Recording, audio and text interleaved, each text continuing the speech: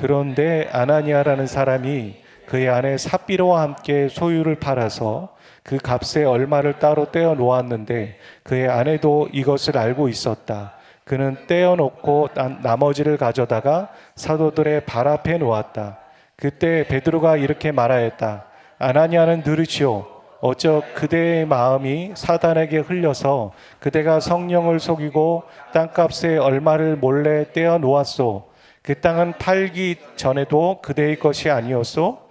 또 팔린 뒤에도 그대 마음대로 할 수 있었던 것이 아니었소? 그런데 어찌하여 이런 일을 할 마음을 먹었소? 그대는 사람을 속인 것이 아니라 하나님을 속인 것이요. 아나니아는 이 말을 듣고 그 자리에서 쓰러져서 숨졌다. 이 소문을 듣는 사람은 모두 크게 두려워하였다. 우리가 지난 시간에 사진 한 화면을 복기해 보도록 하겠습니다. 사람들은 죄를 짓고 그 다음에 억압을 당하고 핍박을 당하면 간구를 하고 그제서야 하나님을 찾습니다. 그리고 하나님께서는 그런 죄인을 하나님께서 돌아보시고 구원을 허락하십니다. 그리고 그런 인간이 평탄하게 되었을 때 망각을 합니다. 내가 죄를 지었지, 내가 하나님께 회개했지, 하나님의 구원이 임했지, 이것을 망각하고 또 죄를 짓는 삶을 살아가는 이 사이클, 이것은 사사기의 사이클만이 아니라 오늘 우리의 인생의 사이클이라는 걸 기억하고 저 사이클을 끊는 방법은 다섯 번째, 하나님을 잊지 않는 것입니다. 망각하지 않는 것입니다. 하나님을 기억하는 삶. 그래서 세 가지를 하나님께서 신명기 말씀을 통해 그 부분에 주셨다라고 말씀드렸습니다. 첫 번째는 율법, 하나님의 말씀을 가까이 하는 삶을 살아야 합니다. 두 번째는 무엇입니까? 신앙 고백. 자신의 신앙 고백을 우리가 영적 노트로 적고 고백하는 삶을 살아야 합니다. 그리고 세 번째는 교회 공동체를 주셨다, 그런 말씀을 드렸습니다. 그러면서 오늘의 말씀을 이어가도록 하겠습니다. 하나의 이야기를 소개해 보려고 합니다. 6.25 전쟁 때 한 시골 마을에 자식들은 서울로 보내고 홀로 사는 권사님이 있으셨습니다. 가난하지만 늘 하나님께 감사하면서 믿음 생활하시는 분이셨습니다. 그런데 이 할머니 이웃 중엔 무신론자 할아버지가 계셨습니다. 근데 이번에 취미가 뭐냐면 예수 믿는 이 할머니를 괴롭히고 놀려대는 것입니다. 할머니가 조금 아프시면 이렇게 말하는 거죠. 하나님이 살아계시는데 당신이 그렇게 아플 수 있습니까? 이렇게 말하고 조롱했습니다. 그런데 할머니는 당황하지 않고 이렇게 말씀하셨습니다. 주님의 뜻이 있을 겁니다. 하나님께 감사합니다. 그렇게 신앙 고백을 하셨다라는 거예요. 그런데 어느 날 할머니의 집을 지나가던 중에 할아버지가 할머니의 기도 소리를 우연히 듣습니다. 하나님, 이번 달은 자식들에게 소식이 없네요. 먹을 양식이 다 떨어졌습니다. 하나님 살아계심을 믿습니다. 제가 양식 문제로 사람들에게 구걸하지 않도록 양식을 주십시오. 이렇게 기도하는 소리를 할아버지가 듣고 할아버지는 시장으로 달려가서 쌀과 반찬거리를 준비해서 할머니 집 마루에 갖다 놓고 갔다는 겁니다. 기도한 그날 그것을 본 권사 할머님은 감격하면서 큰 소리로 하나님께 양식 주심을 감사했습니다. 그런데 숨어있던 할아버지가 그때 뛰어나와서 하시는 말이, 할망구, 그 양식은 하나님이 주신 게 아니야. 내가 갖다 놓은 거야. 그러니까 하나님은 없어. 이렇게 말했다는 거죠. 그러자 권사 할머님이 이렇게 대답했다고 합니다. 모르시는 소리. 살아계신 하나님은 종종 마귀를 사용하셔서 우리의 기도에 응답하시고 우리의 필요를 채워주신다네. 이렇게 말했다라는 겁니다. 여기서 할머니는 자신의 필요를 공급하는 데서 하나님과 마귀를 함께 언급했습니다. 저는 여러분에게 이렇게 묻고 싶습니다. 돈은 하나님의 도구일까요? 아니면 마귀의 도구일까요? 돈은 선한 것일까요? 악한 것일까요? 어떻게 생각하십니까? 재물은 선하지도 그리고 악하지도 않습니다. 그렇다고 이렇게 중립적으로만 성경은 보고 있는가? 아닙니다. 좀 더 나아갑니다. 더 구체적으로 이렇게 표현합니다. 디모데후서 6장 17절에 보면 마음을 높이지 말고 정함이 없는 재물에 소망을 두지 말고, 사람은 물질이 많아지면 어떻게 되냐면 마음이 높아진다는 겁니다. 돈이 우리를 교만하게 하기 때문에 경계해야 한다는 것이죠. 경계해야 하는 이유는 재물이 우리에게 정함이 없기 때문이라고 저렇게 말합니다. 여기서 정함이 없다라는 말은 믿을만 하지 못한다, 믿을만한 것이 못 된다라는 의미를 갖고 있는 뜻입니다. 그리고 17절뿐만 아니라 6장 10절에도 얘기합니다. 같이 한번 읽어보도록 하겠습니다. 시작. 돈을 사랑함이 일만하게 뿌리가 되나니 이것을 탐내는 자들은 미혹을 받아 믿음에서 떠나 많은 근심으로써 자기를 찔렀도다. 재물을 경계하지 않고 재물을 모으는 것에만 추구하게 되면 결국 믿음에서 그 사람은 떠나게 된다는 겁니다. 이렇게 예견하고 있고 우리 주위에 많은 사람들이 그렇게 재물을 쫓다가 하나님을 떠나고 하나님 안에 있다가 믿음을 떠난 사람들이 많습니다. 그게 바로 자신을 찌르는 비극을 초래한다는 것이죠. 정리해보면 돈은 선한 것도 악한 것도 아닙니다. 하지만 이 정도로 정의를 내리는 것으로 그칠 게 아닌 거죠. 더 나가야 합니다. 돈이 많아질 때 우리는 경계해야 합니다.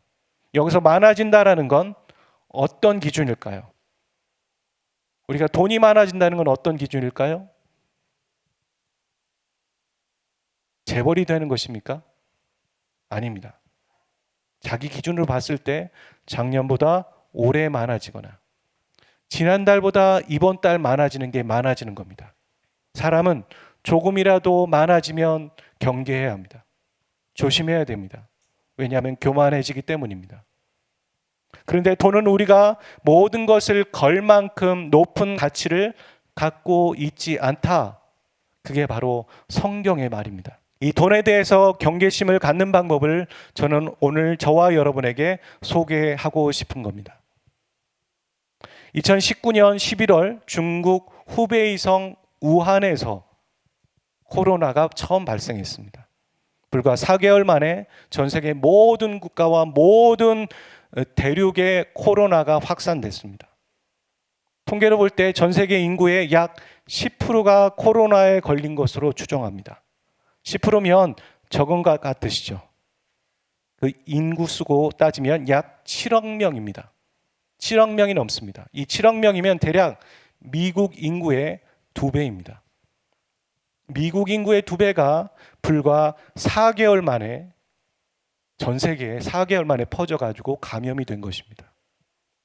코로나만 이렇게 감염되는 게 아니라고 성경은 말합니다. 죄도 전파된다는 거죠. 죄가 전파되고 감염이 되는 것입니다. 죄를 짓는 사람의 습관과 생활 방식과 언어와 그런 것들이 있을 겁니다.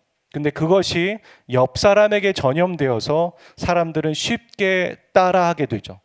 그걸 어떻게 볼 수 있냐면 아이들을 보면 알 수 있습니다. 부모의 나쁜 행동을 가르쳐 주지도 않은데 아이들은 쉽게 전염되어서 그대로 따라하는 것을 보게 됩니다. 이렇게 죄는 전염되는 것입니다. 하나님은 태초부터 교회를 이 땅 가운데 계획하셨습니다.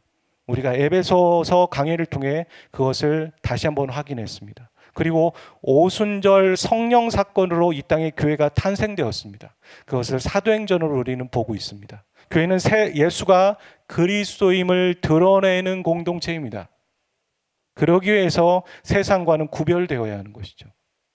세상과 구별될 때 반드시 필요한 게 뭐냐면, 교회의 생명력이 뭐냐면 그게 바로 거룩입니다. 세상과 구별되는 것, 세상의 방법을 쫓지 않는 것, 세상대로 살지 않는 것, 세상의 지위가 교회에서 고스란히 통하는 것이 아니라 통하지 않고 형제와 자매가 되고 구원받은 한 영으로 남는 것. 교회의 생명력은 거룩입니다. 그런데 이 초대교회가 얼마 지나지도 않았는데, 태어난 지 얼마 안 됐는데 초대교회가 죄에 감염되고 집단 감염의 위기에 놓인 것입니다. 그 사건이 아나니아와 삽비라의 헌금 사건이었습니다. 그런데 이 사건을 자세히 보면 돈과 거짓말이 연결되어 있고, 그 다음에 이 죄를 혼자 지은 것이 아니라 한 가정이라는 이미 조직이 구성되어져 있습니다. 우리가 죄를 지을 때 나 혼자 짓는 게 아니라 누군가가 방조하고 동조해버리면 죄는 커집니다. 어떤 교회들의, 큰 교회들의 부패가 있는데 어떻게 목회자가 저럴 수 있을까? 목회자의 죄를 눈 감아주는 사람이 있는 겁니다. 반대도 될 수 있고 모두의 방조와 방임이 있었다는 것이죠. 한 사람이 지은 죄를 다른 사람이 눈 감아주며 동조하고 있고 옆 사람에게 전염되어 있는 상태입니다, 이미. 그리고 그 죄는 공동체를 집단 감염시킬 수 있는 상황에 놓여 있는 겁니다. 그래서 하나님은 어떻게 하셨습니까? 이 집단 감염을 막기 위해서 폐쇄시키고 격리를 시킨 사건이 아나니아와 삽비라의 헌금 사건이었습니다. 그런데 우리는 이 사건에서 중요한 정보를 하나 더 알게 되죠. 거짓말과 아까 말씀드렸던 돈 문제의 사건의 배후에 사단이 개입돼 있었다는 겁니다. 읽어보겠습니다. 시작. 베드로가 이르되 아나니아야 어찌하여 사단이 내 마음에 가득하여 내가 성령을 속이고 땅값 얼마를 감추었느냐. 사단이 내 마음에 가득하여. 유명한 말이 있죠. 뭐냐면 새가 내 머리 위로 날아가는 것을 막을 수는 없지만 그 새가 내 머리 위에 둥지를 트는 것은 그 사람의 책임이다. 무슨 말입니까? 사단이 우리를 유혹할 수 있지만 거기에 선택하고 넘어가는 것은 인간의 잘못이고 내 죄입니다. 창조 때 사단이 아담과 하와를 유혹했지만 그것을 선택한 것은 인간이었기 때문에 그 죄값은 인간이 먼저 받는 것이죠. 사람의 죄로만 생각할 것이 아니라 배후에 사단의 개입과 유혹이 있다라는 것을 우리는 알아야 합니다. 우리가 죄를 지을 때 우리의 선택이지만 그 배후에 사단이 있다는 걸 우리는 깨달아야 된다는 거죠. 그래서 에베소서 말씀에서 우리의 싸움은 혈과 육과 그런 싸움이 아닙니다. 사람에게 반응해야 될 싸움이 아니라 그 사람의 배후에 무엇이 있다는 것을 우리는 알아야 되는 거죠. 야고보서 1장 15절에 욕심이 잉태한 즉 죄를 낳고 죄가 장성한 즉 사망을 낳는다. 그러니까 우리가 이 말씀을 읽으면서 무엇을 떠올리고 생략된 것을 생각해야 합니까?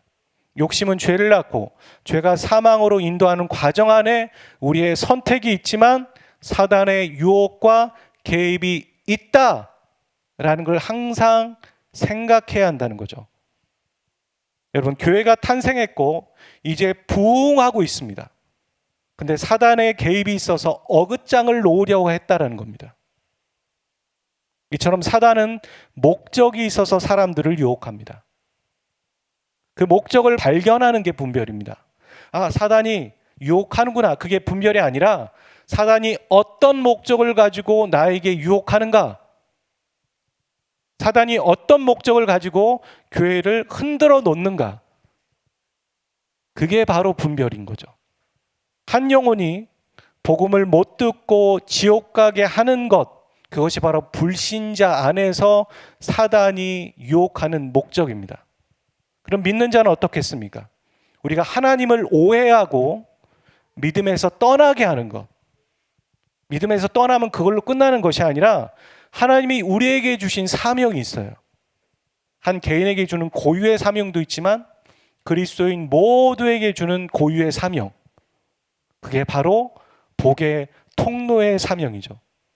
내가 너에게 복을 주고 네가 복의 근원이 되어서 그 복이 주위 사람들에게 흘러가기를 원한다는 이 복의 통로의 사명대로 살지 않고 먹다 그러다가 죽는 것이죠. 그것이 바로 믿는 자에게 유혹하는 사단의 목적입니다. 그렇다면 나는 어떤가요? 여러분은 어떠십니까? 여러분은 믿음을 지켜가고 계십니까? 믿음이 성장하고 있습니까? 그리고 또한 우리가 먹고 마시고 그런 삶이 아니라 사명의 사람으로 살아가고 있습니까? 우리는 우리가 받은 복을 흘려보내는 삶을 살고 있습니까? 어떻게 해서든 흘려보내겠다. 받은 은혜를 흘려보내겠다. 아까 기도자가 말씀하신 것처럼 우리는 나약하지 않습니다. 왜냐하면 우리 안에 성령이 계시기 때문에. 성령께서는 얼마든지 우리에게 하나님의 마음을 깨닫게 하시고 하나님의 뜻대로 살아가도록 우리를 인도하실 분이십니다. 심지어 성령을 두나미스 파워라고 능력이라고 얘기했어요. 근데 우리가 해야 될 것은 우리의 힘으로 살아가기 때문에 통로의 삶을 살지 못하는 겁니다.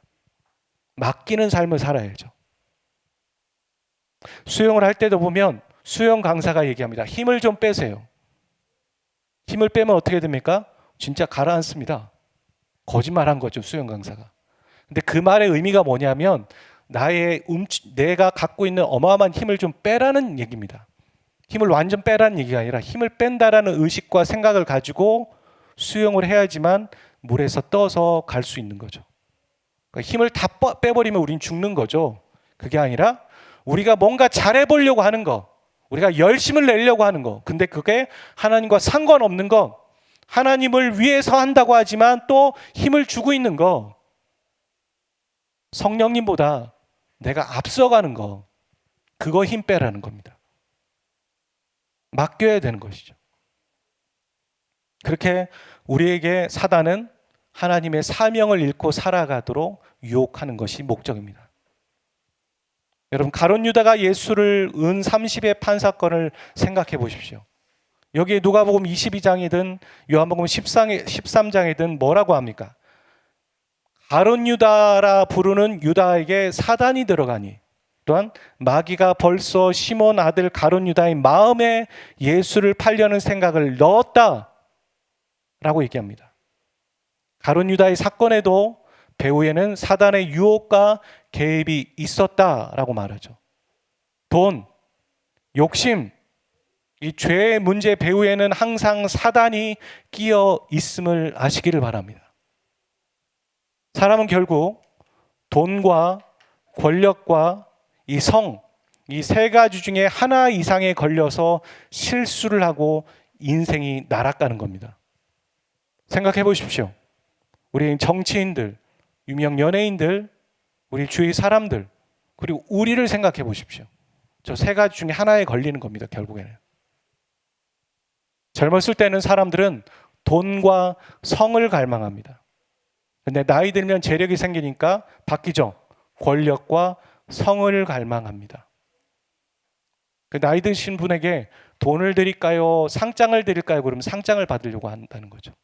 초대교회가 막 시작될 때 생긴 죄도 돈의 문제였고 예수를 판 가룟 유다 사건도 돈의 문제였으며 또한 이스라엘이라는 민족이 막 가나안에 정착할 때 여리고 성을 딱 함락한 이후에 생긴 문제도 아간이 훔친 물건, 결국엔 돈의 문제였습니다.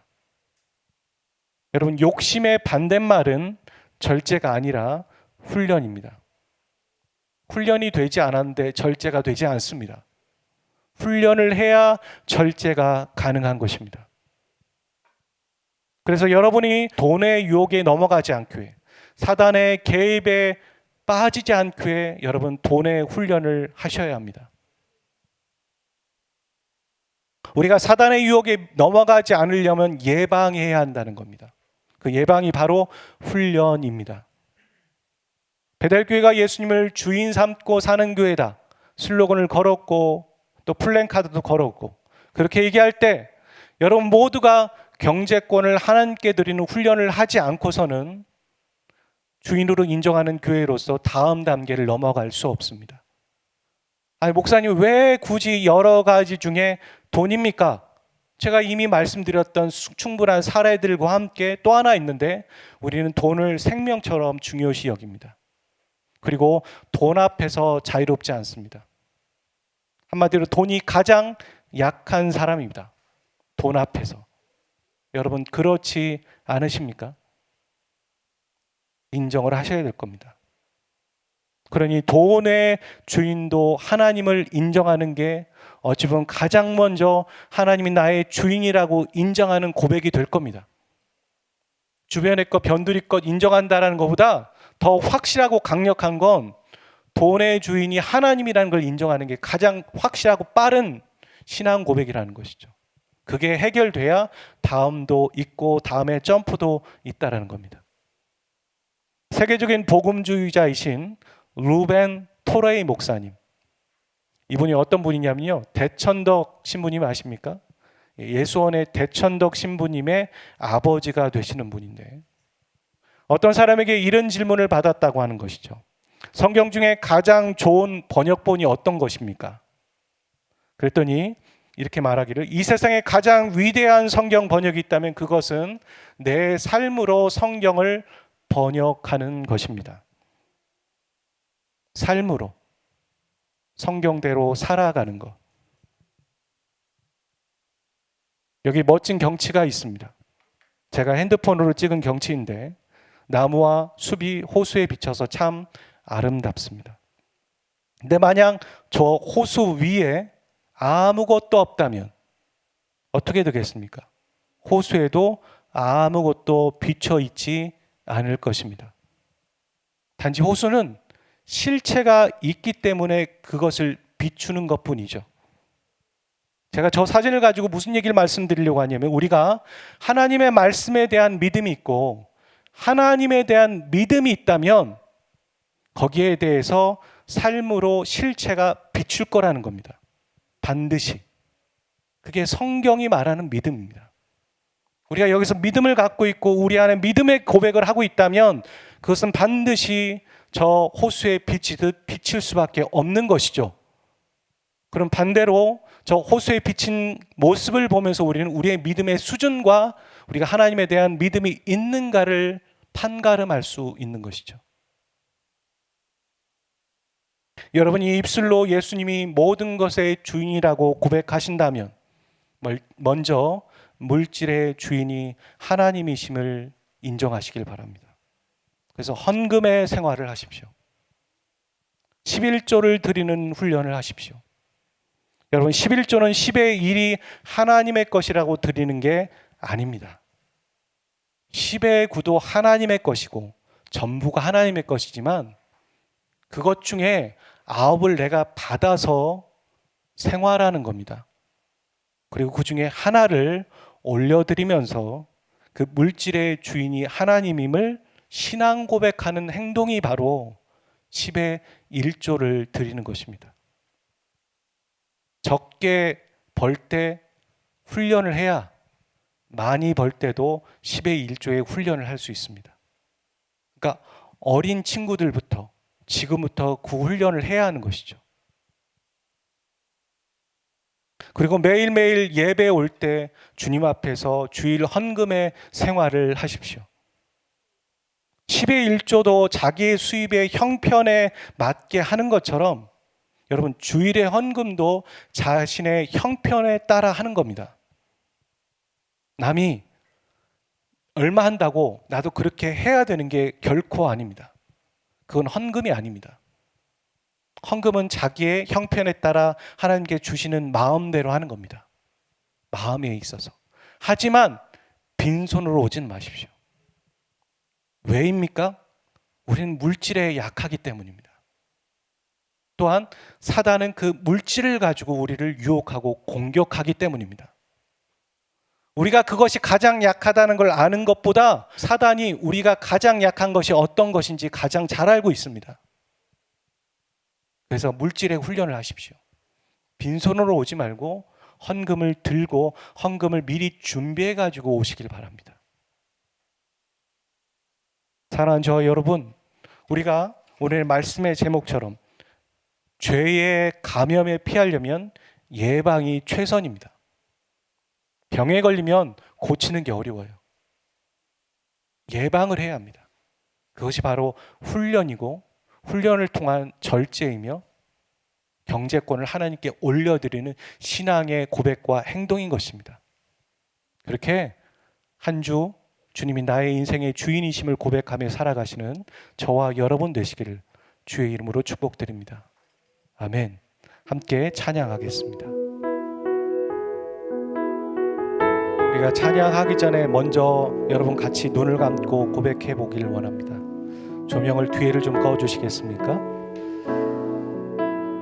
말씀 듣고 말씀에 따른 우리의 신앙 고백을 하나님께 올려드리면서 기도하는 시간 잠시 한 3분 정도 갖기를 원합니다. 같이 기도하겠습니다. 하나님 감사합니다. 오늘 우리에게 하나님께서 주시는 말씀에 따라 살아가기를 원합니다.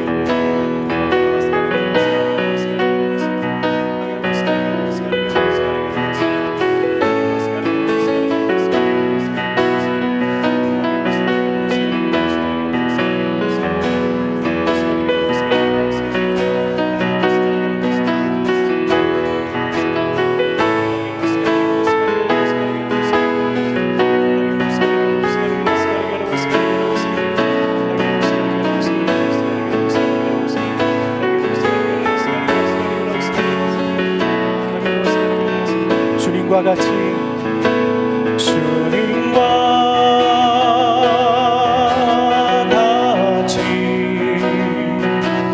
거룩하게 하소서. 나의 삶을 드리니 거룩하게 하소서. 주님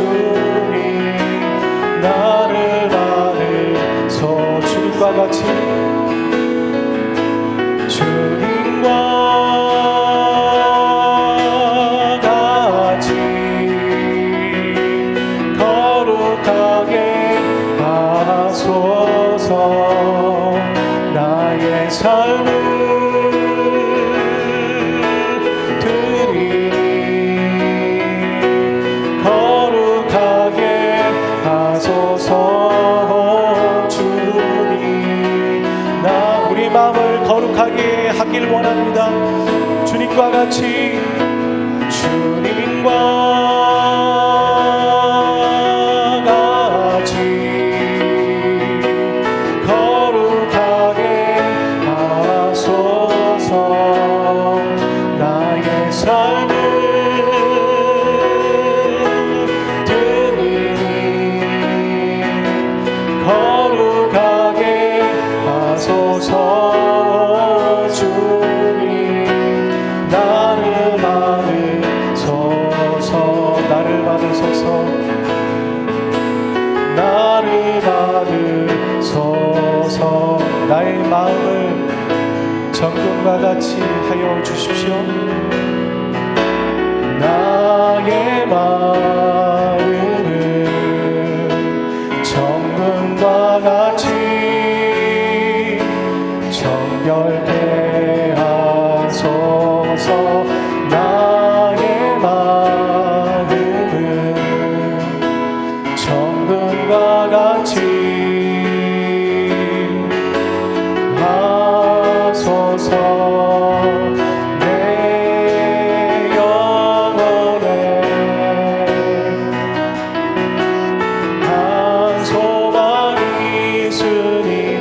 같이 주님과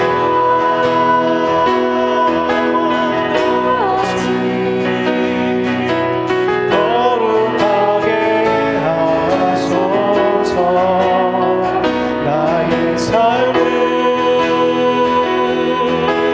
드리니 거룩하게 하소서. 주님 나를 받으소서. 나를 받으소서. 주님과 같이 주님과 같이 거룩하게 하소서. 나의 삶을 드리니 거룩하게 하소서. 주님 나를 받으소서.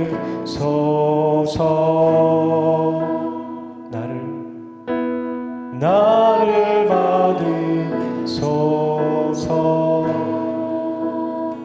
나 한 사람이 교회이고 내가 모여서 또 교회 공동체를 이룹니다. 이 베델교회를 올려놓고 기도하기를 원합니다. 베델교회가 하나님이 원하시는 리바이벌, 부흥이 있게 해주십시오. 하나님의 나라로 하나님의 형상으로 회복되어지는 한 사람 되게 하시고, 말씀을 묵상하는 것을 기뻐하는 자들 되게 하시고, 기도에 불이 전염되는 그런 부흥, 그 양적인 부흥이 아니라 양적인 부흥의 원이 되고 이유가 되는 그런 부흥이 이 베델교회에 있게 해주시기를 위해서 기도합시다. 또한 우리 자라나는 다음 세대들이 그들이 하나님 앞에 머물며 하나님을 믿는 참 신앙인으로 자라가게 하여 주십시오라고 두 가지 기도 제목 가지고 함께 기도하겠습니다. 하나님 아버지, 하나님이 원하시는 부흥, 하나님이 원하시는 리바이벌이 교회 공동체 가운데 있게 하십시오. 하나님의 나라의 형상이 회복되게 하십시오. 한 사람 한 사람이 하나님 주께 돌아온 것을 놓치는 것이 아니라 하나님의 형상으로 온전히 회복되어지기를 원합니다. 그들의 마음이, 그들의 언어 생활들이, 그들의 삶이, 그들이 물질을 대하는 태도와 사람을 대하는 태도들이 하나님의 형상으로 빚어지고 회복되어지게 인도하여 주십시오. 하나님의 나라가 임하시기를 원합니다. 하나님의 나라가 임하시는 예배가 되고 하나님의 나라를 환영하고 기뻐하고 하나님의 통치와 하나님의 가치관대로 살아가기를 원하는 하나님 베델 성도 한 사람 한 사람 되게 인도하여 주십시오. 주여, 주여, 주여. 하나님의 나라가 이곳 가운데 매일매일 환영되어지고 기뻐되어지고 모든 사람들이 하나님의 나라를 환영하는 그런 사람들 되게 하여 주십시오. 말씀 하나님의 율법을 가까이 하는 자가 되게 하시고 하나님의 율법대로 살아가는 자가 되게 하시며 그들의 삶의 신앙 고백이 매일매일 울려 퍼지게 도와주십시오. 물질의 주인이 하나님을 인정하며 물질을 하나님께 드리는 것을 아까워하지 않게 하시고 기꺼이 하는 자들 되게 인도하여 주십시오. 하나님 자라나는 다음 세대를 주님께 맡겨드립니다. 이 다음 세대들이 말씀에 머물게 하시고 하나님의 임재에 머물게 하시고 하나님의 말씀으로 가르치고자 하는 하나님 부모가 되게 하시고 하나님의 말씀의 운영들이 삶 가운데 가정 가운데 있게 하여 주시고 가정을 회복시켜 주십시오. 가정을 만들어 주시며 가정을 회복시켜 주시고 새로운 가정이 가정 공동체 가운데 탄생되게 인도하여 주십시오. 라바스가르가르가르